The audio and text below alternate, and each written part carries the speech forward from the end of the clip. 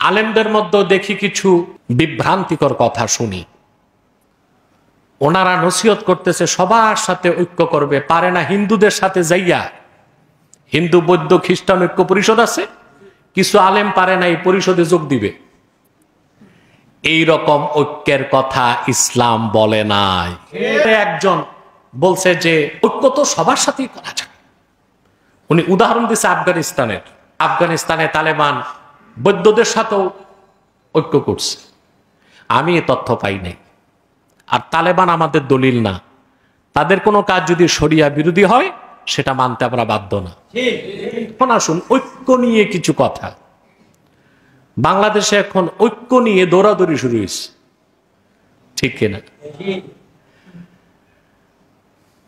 নিখাত দিন প্রতিষ্ঠার জন্য, দিনের স্বার্থ রক্ষা করার জন্য বাংলাদেশে ঐক্য কখনো হয়েছে বলে আমার মনে হয় না। প্রতিটি ঐক্যের পিছনে আমি দেখেছি প্রত্যেকের রাজনৈতিক অভিলাষ ছিল, কিন্তু দিনের স্বার্থ রক্ষায়, মুসলমানদের মৌলিক দাবি আদায়ে, আর বাংলাদেশের স্বার্থের পক্ষে কখনোই বাংলাদেশে ঐক্য হয়েছে বলে আমার মনে হয় না। ইতিহাস এটাই বলে। যেমন এখন বিভিন্ন অ্যালায়েন্স হচ্ছে, কি হচ্ছে না? এটা কেন? নির্বাচনী দৌড়ে কে কত আগায় থাকতে পারে, কত অধিক সংখ্যক সংসদ সদস্য নিজেদের দলের পক্ষ থেকে জাতীয় সংসদে দেওয়া যেতে পারে, এটি তো ঐক্যের কারণ। আপনার ঘুমান না, বুঝেন না? এটি ঐক্যের কারণ না? এই জন্য এখন আলেমদের মধ্যে দেখি কিছু বিভ্রান্তিকর কথা শুনি। ওনারা নসিহত করতেছে সবার সাথে ঐক্য করবে, পারে না হিন্দুদের সাথে যাইয়া। হিন্দু বৌদ্ধ খ্রিস্টান ঐক্য পরিষদ আছে, কিছু আলেম পারে না এই পরিষদে যোগ দিবে। এই রকম ঐক্যের কথা ইসলাম বলে নাই। বলছে ঐক্যটা আল্লাহ বলে দিছেন। ঐক্যের মূল হচ্ছে ঈমান। ঈমানের ভিত্তিতেই ঐক্য হতে হবে। শিরক আর কুফর যাদের মধ্যে আছে, মুমিন কোনদিন তাদের সাথে ঐক্য করতে পারে না। এটা আল্লাহ শর্ত দিছেন, নীতি দিছেন। কোরআন কারীমে আল্লাহ বলে দিয়েছেন, ওয়াতাসিমু বিহাবলিল্লাহি জামিআন ওয়া লা তাফাররাকু। তোমরা শক্তভাবে আল্লাহর রুজ্জুকে আঁকড়ে ধরো। ওই রুজ্জুর নাম কি? আরে ভাই কোরআন। রশির নাম কি? তা আল্লাহ তো শর্তই দিয়ে দিয়েছেন, ঐক্যের মূল নীতি কি হবে? কোরআন কারীমে বিশ্বাসীরা ঐক্যবদ্ধ হতে পারে। কোরআনের বিশ্বাস যাদের মধ্যে নেই তাদের সাথে কোনো ঐক্য হতে পারে না। ওটা সামরিক চুক্তি হতে পারে, ব্যবসায়িক চুক্তি হতে পারে, কিন্তু দিন প্রতিষ্ঠার ক্ষেত্রে কাফির মুশরিক তো দূরে থাক, কোন বাতিলের সাথে ঐক্য করার কোনো সুযোগ নেই। ঢাকাতে আমি একটা সেমিনার করেছিলাম, দেশের প্রায় 70 জন পীর সাহেব উপস্থিত হয়েছিল। এখন একটা কথা আছে আরবিতে, আলমার ইয়াকিসু আলা নাফসি, যার মনে যা লাভ দিয়ে উঠে তা। এখন কেউ কেউ ভাবতেছে হুজুর মনে এমপি টেমপিতে দাঁড়াবে। এমপি হওয়ার মতো ক্ষুদ্র জিনিসের প্রতি আমার কোনো অভিলাষ নাই। আমি দেখি বিরাট স্বপ্ন বাংলাদেশের জন্য। আমি বেঁচে থাকতে দুইটা জিনিস চাই, আল্লাহর কাছে সবসময় আমার কামনা।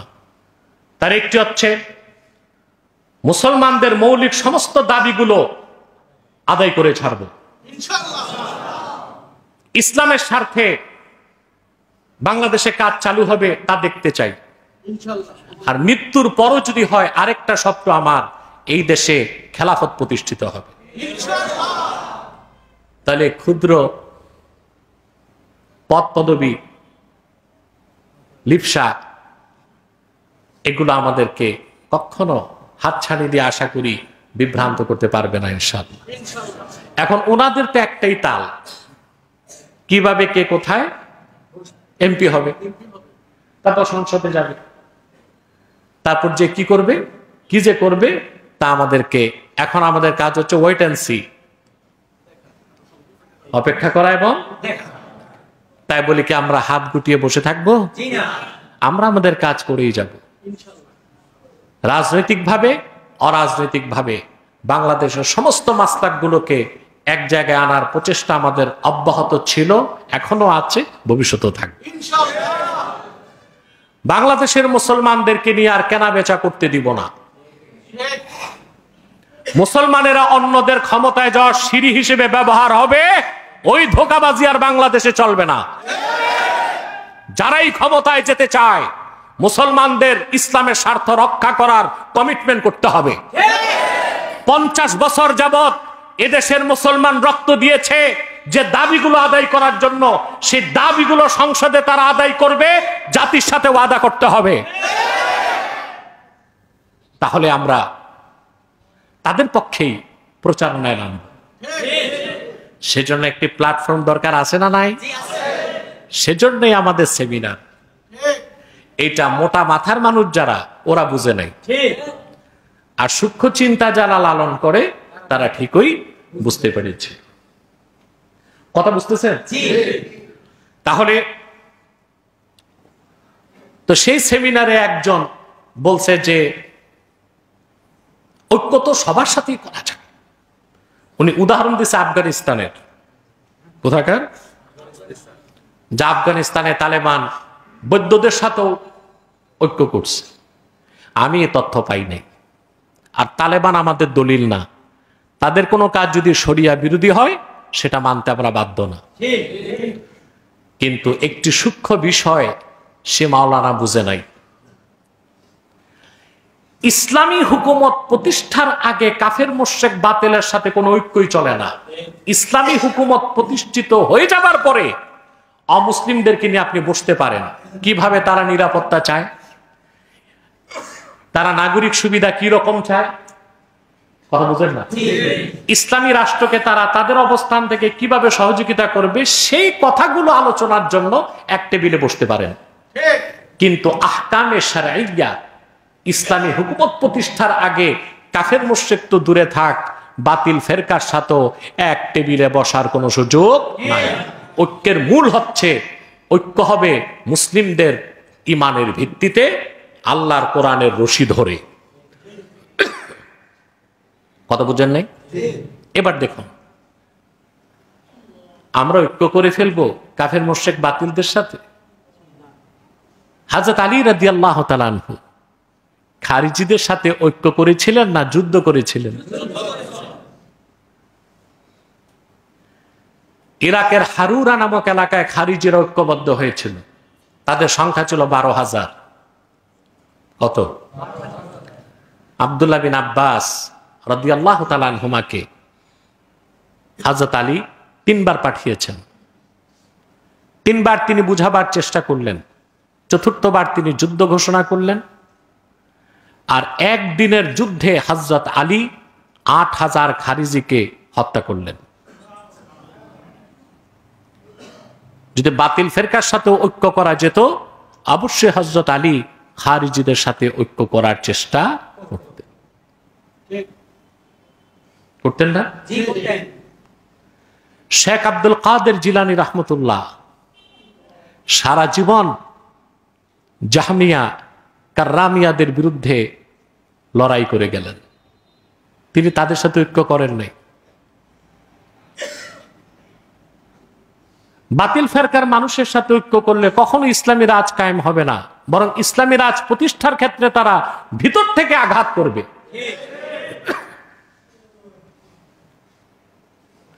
আমাদের দেশের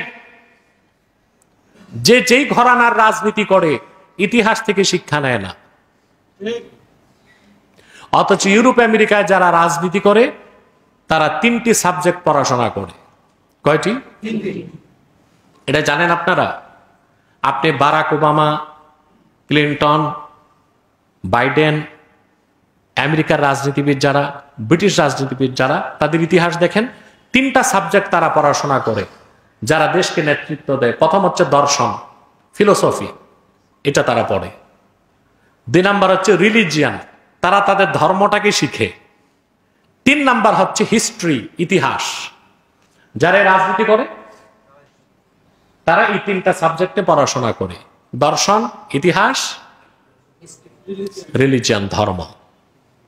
আমাদের দেশে যারা রাজনীতি করে এরা তো নিজের ধর্মটাই জানে না, ঠিক কিনা? এরা যদি মাঝে মধ্যে ধরা খেয়ে মসজিদে আসে তো পাশের মুসল্লির দিকে তাকায়া নামাজটা পড়ে। ইতিহাস ও তো কিছুই জানে না, দর্শন তাও না। তো এরা কিভাবে নেতৃত্ব দিবে আমাদেরকে? বলছিলাম ইসলামের ইতিহাস সাক্ষ্য দেয় বাতিল ফেরকাগুলো কখনোই ইসলামী রাষ্ট্র কায়েমের সহযোগিতা করে নাই, বরং বিরোধিতা করেছে। সেলজুকদের সবচেয়ে বেশি বিরোধিতা করেছে শিয়ারা, রাফিজিরা। খেলাফতে আব্বাসিয়ার বিরুদ্ধে সবচেয়ে বেশি চক্রান্ত করেছিল রাফিজি, শিয়া। খেলাফতে আব্বাসিয়ার যিনি বিদায়ী খলিফা ছিলেন তার মন্ত্রী পরিষদে ছিল এক শিয়া।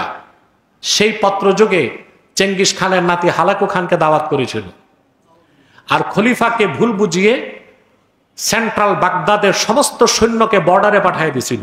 বাগদাদ খালি করছে, আর ওদিক দিয়া গোপনে সে হালাকু খান, চেঙ্গিস খানের নাতি হালাকু খানকে পত্র লিখছে যে বাগদাদে এখন সৈন্য নাই, আসো হামলা করো।